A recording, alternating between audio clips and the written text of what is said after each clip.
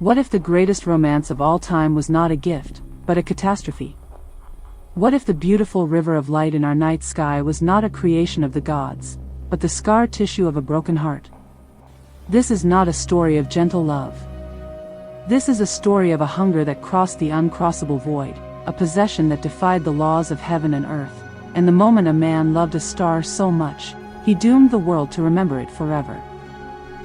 In the time before time, when the sky was close enough to touch and the earth was young, there lived a man named Kenyani. He was not a king or a warrior. He was a watcher, a dreamer. While others hunted or farmed, he charted the dance of the night sky on cave walls. He felt a profound loneliness, a sense that his soul belonged to a conversation no one on earth could hear. Every night, one star held his gaze. Not the brightest, but the most present. He named her Naledi Moya, the star of essence. He swore he could feel her watching him back. In his dreams, they spoke without words, a communion of silent understanding. His grandmother, Gogo Nambiko, the keeper of the oldest stories, warned him. The stars are not lights, child. They are the sparks from the first forge. They are alive, but they are not like us. Their love is a consuming fire. Their touch is a freezing burn. To love a star is to love a beautiful death. But Kenyani was enchanted. One night, during a celestial event when the veil between realms was thin, he climbed the Mountain of Whispers, the highest peak, believed to be a stair for forgotten gods. He carried not an offering, but a plea etched on a palm leaf, loneliness for loneliness. A heart for a heart. He held the leaf to the sky, toward Naledi. And she answered.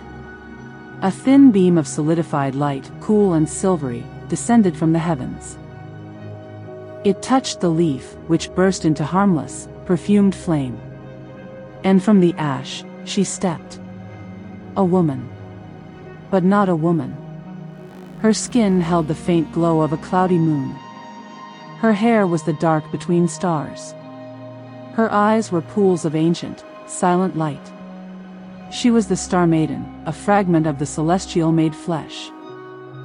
Kenyani brought her to his village, Mlabini Wakuthula, the land of peace. The people were in awe. Her beauty was terrifying.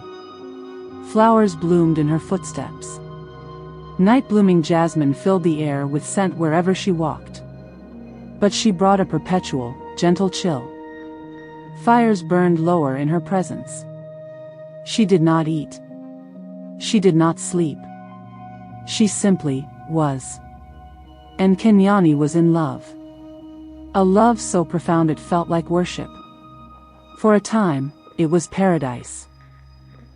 She taught him secrets of the stars, patterns in the wind, the language of growing things. The village prospered under this celestial blessing. But the first cost was subtle. The village's nights grew longer. The days shortened, as if the sun itself was shy in her presence. Then, the cold deepened. Morning dew turned to frost in summer. The Star-Maiden's very essence was slowly leaching the warmth from the world around her, feeding on it to maintain her fragile, earthly form. Then, the dreams began. Not for Kenyani, but for everyone else.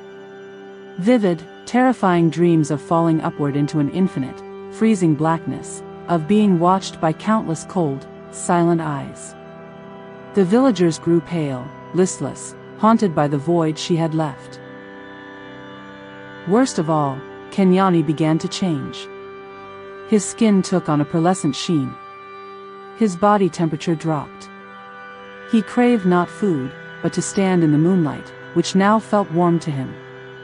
He was becoming acclimatized to her world, losing his connection to his own. Gogo Nambiko confronted him. She is not a wife, Kenyani. She is an anchor. She has driven a piece of herself into the soil of our world, and she is pulling the rest of her down. You are the rope. Every day you love her, the sky grows heavier. You are marrying the heavens to the earth, and the wedding will crush us all. Kenyani, His judgment clouded by a love that was now more addiction than affection, refused to listen. Her love is worth any price, he declared. The Star-Maiden, for her part, was also suffering. The coarse, noisy, biological reality of the world was agony to her refined, elemental senses.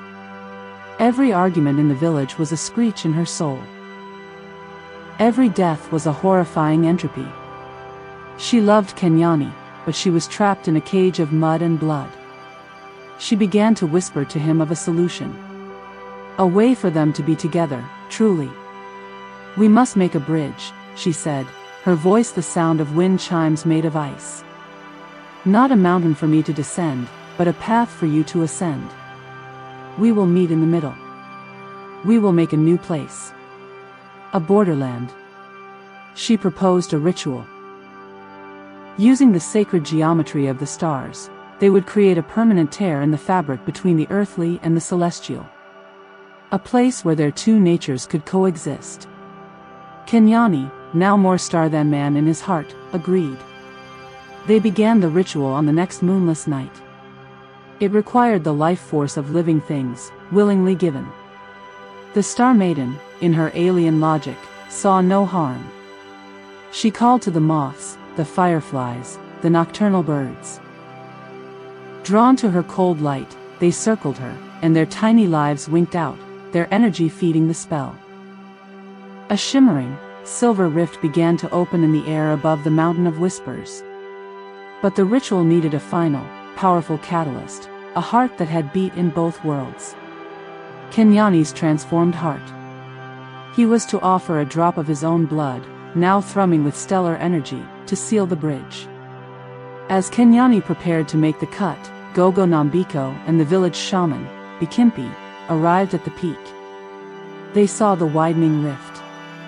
They saw the vortex of dead insects spiraling into the Star-Maiden.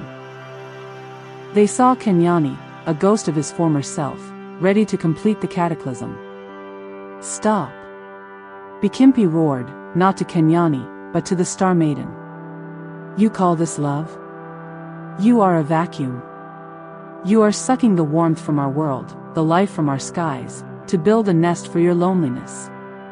You will not stop until our sun is cold and our world is a tomb, floating in your embrace. The Star-Maiden turned her luminous eyes on him. For the first time, they showed not quiet love, but a terrifying, cosmic indignation. You are mud. You are noise. You are a moment. He is eternal with me. The bridge will be built. Her voice was no longer beautiful. It was the crushing silence of deep space-given sound. Kenyani, caught between the two visions, the desperate love of his grandmother and the terrifying, divine love of the Star-Maiden, hesitated. In that moment of hesitation, Gogo Nambiko acted. She did not attack the star. She threw a handful of sun-dust, powdered ochre, gold, and dried sunflower, at the shimmering rift. This substance, the concentrated essence of the earthly, daytime world, was poison to the forming celestial bridge. The rift recoiled, twisting in agony. It began to suck in not just life, but matter and light from everything around it. The ritual was corrupted. It was no longer creating a bridge. It was creating a wound. The corrupted rift roared like a silent hurricane. It pulled at the trees, the stones, the very light. It was a hungry mouth opening between worlds. The Star-Maiden screamed, a sound of shattered crystal, as her form began to destabilize, pulled back toward the void she came from. Kenyani finally saw the truth. His love had not created a paradise. It had created a cosmic infection. The bridge was a gangrenous tear, and it was spreading. He looked at his love, who was now a figure of terror and agony. He looked at his world, being devoured. There was only one way to close a wound this vast. It needed a suture. A thread made of the very thing that had caused it. With a cry of ultimate despair and resolve, Kenyani did not offer a drop of his blood. He ran, not away from the rift, but towards the Star-Maiden. He embraced her. The contact between his half-earthly, half-stellar body and her pure celestial form created a catastrophic reaction. A flash of light so intense it bleached the color from the mountain. In that flash, their two essences, the earthly love and the stellar hunger, fused and then shattered. They did not die. They unmade. The violent rift, deprived of its anchors, collapsed in on itself. But it could not close cleanly. The sheer amount of raw, spilled celestial energy and shattered human love had to go somewhere. It erupted upwards and outwards, not as an explosion, but as a vast, slow, breathtaking spray. The shards of the Star-Maiden's form, the fragments of Kenyani's transformed soul, and the echoes of their impossible love were scattered across the dome of the night sky. They did not fall. They hung there, caught forever, a luminous, winding scar across the heavens. The first Milky Way. The immediate danger passed. The world warmed again. The sun reclaimed its hours. But the sky was forever changed. Where there had been clean darkness, there was now a glowing, dusty river of light, a permanent monument to a love that broke the rules. The village of Mlabini Wakuthula never regained its peace.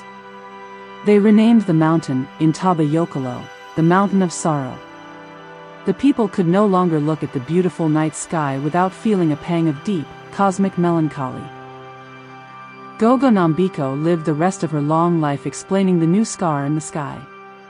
It is not a gift, she would tell wide-eyed children. It is a warning. It is the dust of a love that was too hungry. It is the tears of the sky, frozen in place.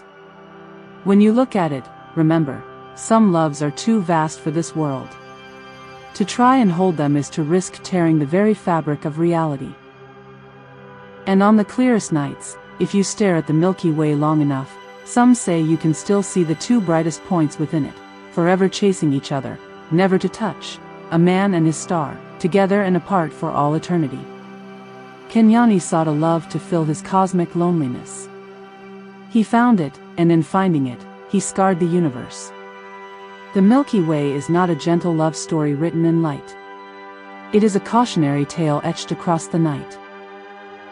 A reminder that some yearnings are best left unfulfilled, and that the most beautiful things in existence can be the residue of a terrible, beautiful mistake. So, what do you think? Was Kenyani a tragic romantic or a selfish fool who nearly destroyed his world? Is a love that defies the very laws of nature the greatest love of all, or is it the most dangerous?